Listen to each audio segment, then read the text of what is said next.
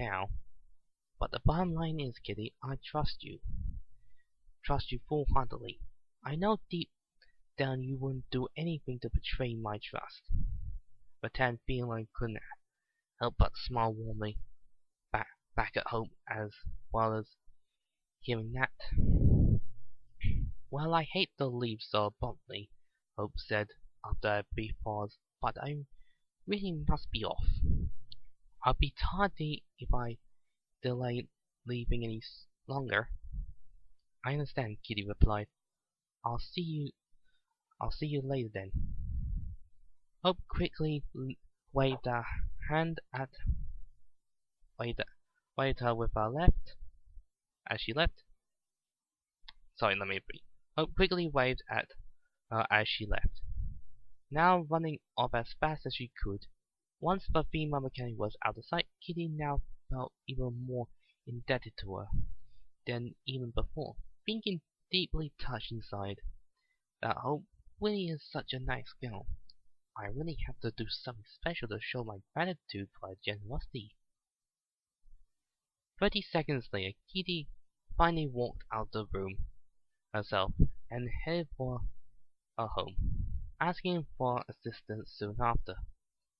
As Hope had told her, she would indeed get an escort, though not in the exact manner she would have hoped.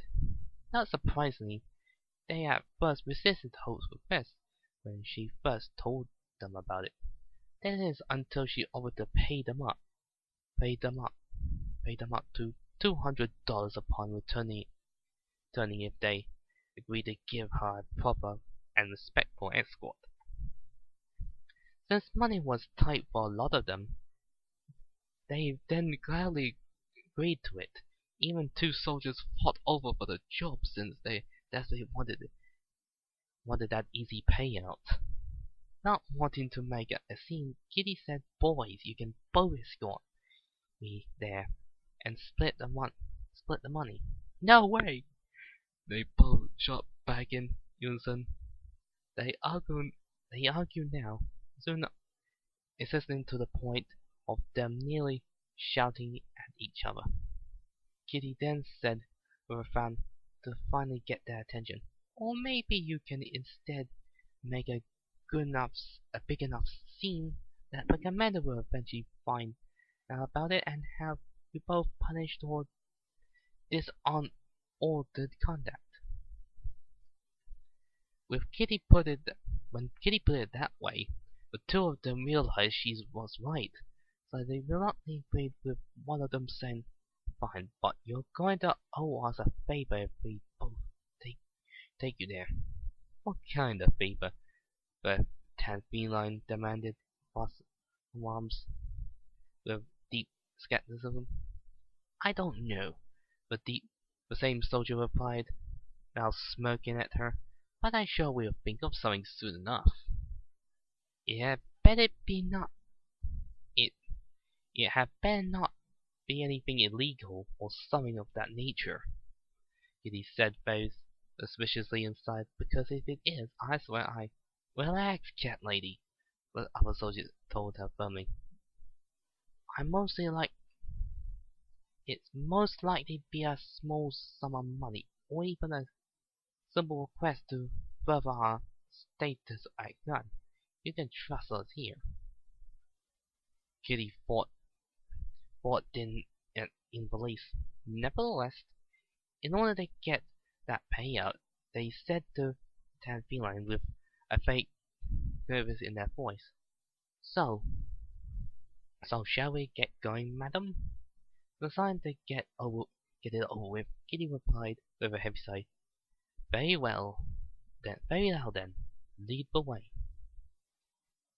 And with that statement, they soon walked out of the gun medical facility and towards the park.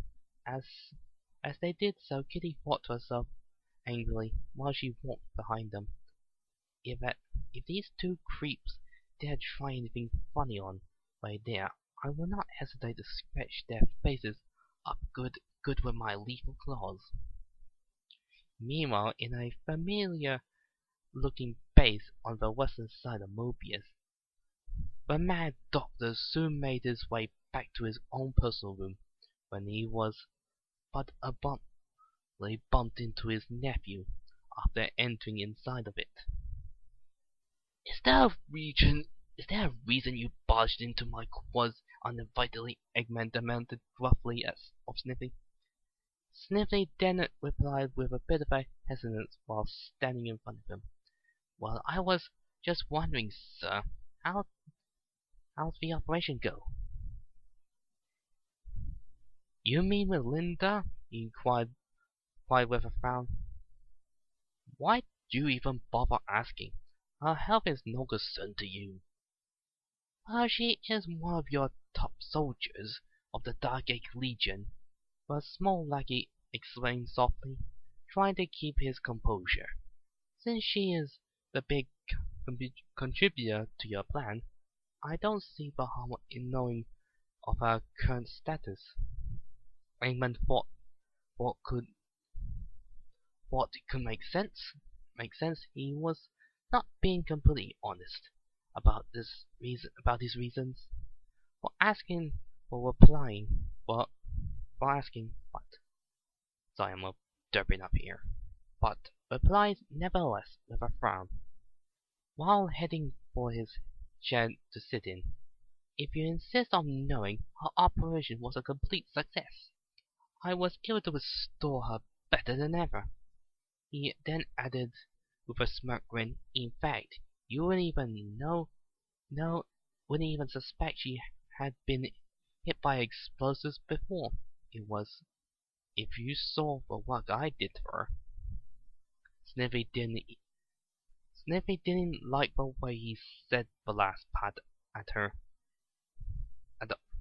all, but started after a small pause. You must have put a lot of salmon eggs in her if it is indeed true. Oh, you think? Eggman retorted, soon blowing him off with a huff. After he said this, there was then a long pause of silence, as Sniffy didn't know what to say next. When he finally did, the small lackey asked, So tell me, sir, how long until you're going to show your next master plan to those vile rodents in New Metropolis? All in due time, my perfect nephew, Eggman replied quickly, still not facing Sniffy as he spoke. The pieces are not in place yet for me to make my move. What do you mean by that, sir? Sniffy inquired, now looking on with an arched eyebrow. You'll find out soon enough, Eggman shot back, flashing another grin at him. It's going to be my little secret. The mad Dr. Grin turned away from Sniffy as the small lackey asked further. So you're not going to tell me anything else? Nope. Sniffy by this time was beginning to feel very irritated by his mind games, protesting, I can't be much of a help to you if you're not going to share what you have up your sleeves. Exactly. And that's the way I want to keep it, Eggman countered. I don't get that at all, sir, Sniffy said with a frown. What good could possibly come from me from being kept in the dark? Because then I can enjoy surprising you, you little worm. The mad doctor retorted, now turning his seat to front him on the thump him on the nose abruptly with his right hand, to make it bounce up and down. Soon added, it's one of the few joys I have left that warms the goggles of my heart. Warms the goggles of my heart. Sniffy instantly recoiled at this, holding his hands over his nose to settle it down.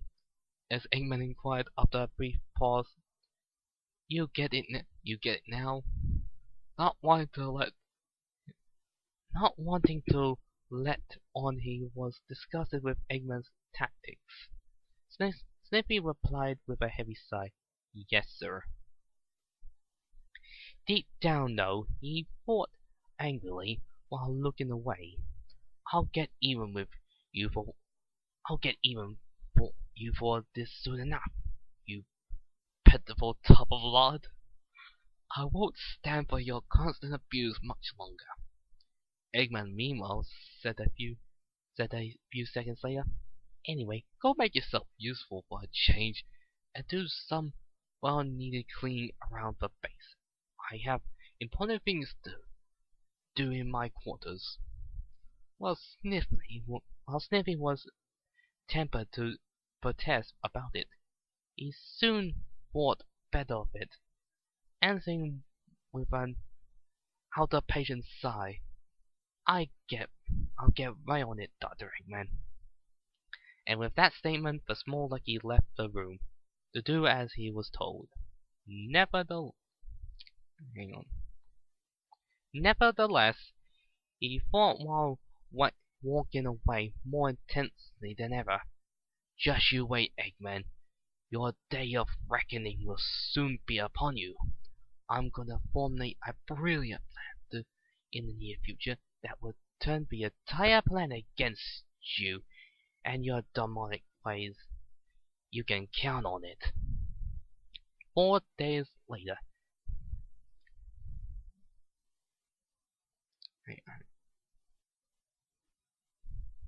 4 days later. 4 days later, at around 6:30 p.m., Hope arrived at her house after another day's hard work. She then said soon as she walked in the door, announcing warmly, Kitty, I'm home. Unlike the last 3 days, the tan villain wasn't in the living room to greet her. This time she heard noises coming from her backyard, making the feline mechanic arch her eyebrows with suspicion. What is that cat up to? She pondered to herself out loud, walking to the back door to investigate. For a split second she arrived to the backyard. Hope saw Kitty up ahead near a fruit tree, being to be aggressively attacking it with her razor-sharp claws. Instantly the female mechanic ran towards her, asking in a bit of shock, Kitty, what are you doing to the porch? Please stop it. The tan feline quickly turned around, a bit startled not noticing her before, saying, Oh, hello, Hope. I didn't hear you come in. Hope didn't respond to that.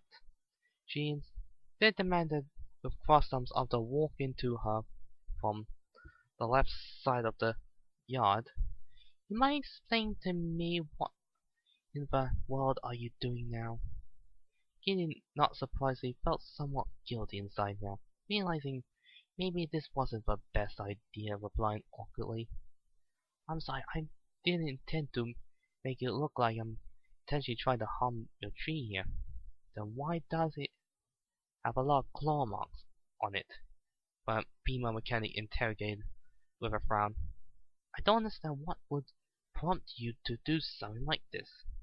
Kitty now looked away with slight embarrassment, asking with hesitance in her voice, I was practicing. Practicing for what? Hope asked, now sobbing up in a little inside. Well, I took a good look at the info again on my badge today. Explained softly so after pondering it over for a while, I decided to find out if I really know martial arts and have lethal sharp claws.